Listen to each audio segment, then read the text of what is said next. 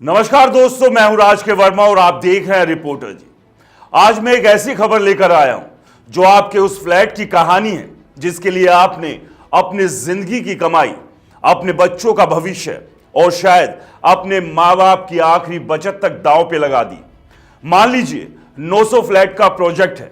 आपने एक flat book किया, हर महीने ईएमआई चुकाई और फिर एक सुबह अखबार खोलते हैं, ईडी ने बिल्डर के ऑफिस पर छापा मार दिया। 100 करोड़ रुपए जब, प्रोजेक्ट साइट पर ताला और आप ठगे से रह गए। अब मेरा क्या होगा? यह कहानी सिर्फ एक बिल्डर की नहीं, यह गुरुग्राम की है, नोएडा की है और मुंबई की भी है और आपके उस सपने की है जो अब कागजों में सिमट गया है। तो चलिए इस काले खेल की परतें उधेड़ते हैं, सवाल पूछते हैं और सच को सामने लाते हैं। हाल ही में ईडी यानी एनफोर्समेंट डायरेक्टरेट ने एक रियल एस्टेट डेवलपर के ठिकानों पर छापे मारे। कैश बरामद हुआ, बैंक अकाउंट फ्रीज हुए, प्रॉपर्टी सील। क्यों? क्योंकि शक है कि इस बिल्डर ने बायर्स को ठगा, फ्लैट बेचने के नाम पर पैसे लिए, प्रोजेक्ट शुरू किया नहीं और फिर ब्लैक मनी को व्हाइट करने का धंधा चलाया।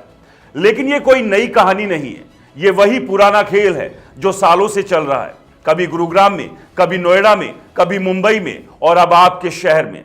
याद कीजिए 27 फरवरी 2025 ईडी ने गुरुग्राम और नोएडा में WTC ग्रुप और भूटानी ग्रुप पर छापे मारे। क्या हुआ? 3500 करोड़ रुपए के फ्रॉड का खुलासा। WTC के प्रमोटर आशीष भल्ला 7 मार्च को गिरफ्तार। आरोप, निवेशकों से पैसे लिए, सिंगापुर और अमेरिका में प्रॉपर्टी खरीदी, फरीदाबाद में प्लॉट बेचे, वादा किया 3 साल में डिलीवरी, 10 साल बाद भी कुछ नहीं।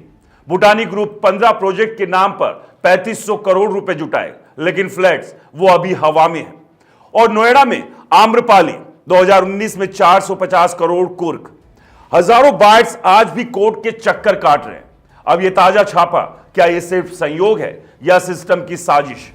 बिल्डर लोग बड़े बड़े विज्ञापन देते हैं, वर्ल्ड क्लास लिविंग, सपनों का आशियाना, टीवी पर मॉडल्स मुस्कुराते हैं, बच्चों के साथ पार्क में खेलते हैं, लेकिन जब ईडी की गाड़ियां उनके ऑफिस पहुंचती है तो पता चलता है यह सपना नहीं, एक धोखे का जाल था।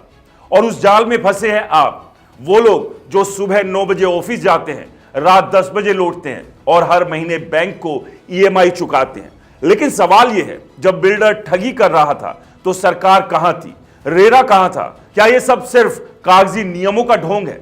ईडी की कार्रवाई को समझिए। Prevention of money laundering act 2002, पहले शिकायत, पुलिस एफआईआर, बायर्स का हंगामा या खुफिया सूचना, फिर छापे, ऑफिस, घर, sites, documents, laptop, bank details सब जब्त, फिर संपत्ति सील, कुर्की और कोर्ट।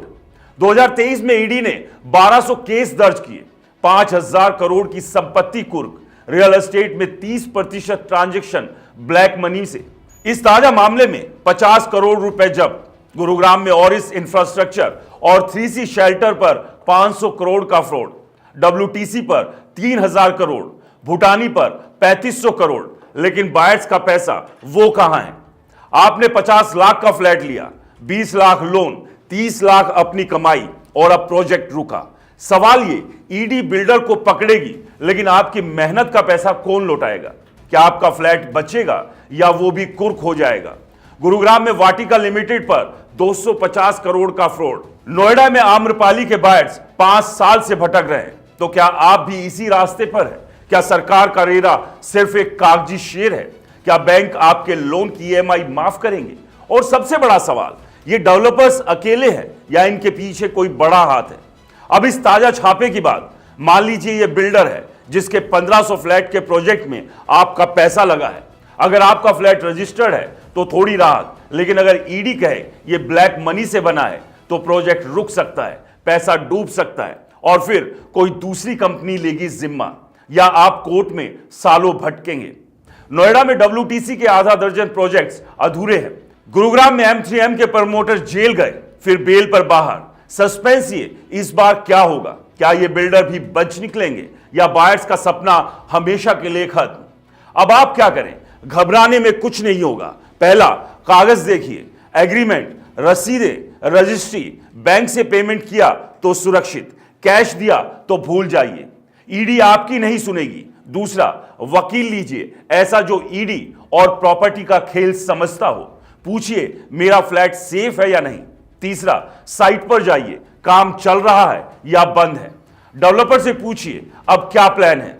चौथा, रेरा, वहां भी रेरा जो कागजों में मसीहा है लेकिन हकीकत में सोया हुआ है। फिर भी शिकायत डालिए और अगर रेरा फेल तो कंज्यूमर कोर्ट। लखनऊ में एक बायर को 10% ब्याज के साथ पैसा मिला, आप भी लड़िए और हां, बाकी बायर्स को भी साथ लीजिए। 50 से 60 लोग चिल्लाएंगे तो शायद सिस्टम की नींद टूटे। तो दोस्तों, यह है रियल एस्टेट का काला सच। ईडी का छापा पड़ता है, बिल्डर पकड़ा जाता है, लेकिन बायर्स यानी आपका सपना टूटता है। गुरुग्राम में वाटिका, नोएडा में WTC और भूटानी, और अब ये नया मामला। क्या आपको अपना फ्लैट मिलेगा? क्या पैसा बचेगा? ये सब सिस्टम का खेल है जिसमें आप हारते हैं जब आप कोर्ट देगा, रेरा देगा या शायद कोई नहीं देगा। लेकिन एक बात साफ है, यह देश सपनों का नहीं, धोखों का बाजार बन गया है और इस बाजार में आप सिर्फ एक खिलौना है। यह थी आज की खबर। ईडी का हथौड़ा, डेवलपर का फ्रॉड और आपके सवाल। सोचिए आपकी मेहनत कहां जा रही है, कौन जिम्मेदार है और कब तक यह चलेगा। क्योंकि अगर ईडी किसी बिल्डर पर कार्रवाई करती है तो आप समझिए कि वो तो नपेगा ही नपेगा, लेकिन आपकी मेहनत की कमाई भी डूब सकती है। यानी कि समझिए कि ईडी का हथौड़ा सिर्फ बिल्डर पर नहीं चल रहा है, आपकी गाढ़ी कमाई भी खतरे में है। इसलिए सोच समझकर निवेश कीजिए, क्योंकि सपने दिखाने वाले झूठ के जादूगर हर मोड़ पर आपसे टकरा जाएंगे। लेकिन ये असल में एक ऐसी ट्रिक है जिस जाल में ये आपको फंसाते हैं, आपके पैसे को लेकर रफू चक्कर हो जाते हैं। फिलहाल के इस रिपोर्ट में दोस्तों इतना ही। लेकिन अगर आपने रिपोर्टर जी चैनल को सब्सक्राइब नहीं किया है तो दोस्तों चैनल को सब्सक्राइब करना ना भूलें, क्योंकि आपकी एक कोशिश हमें हौसला देती है सिस्टम और सरकार से सवाल करने का। नमस्कार।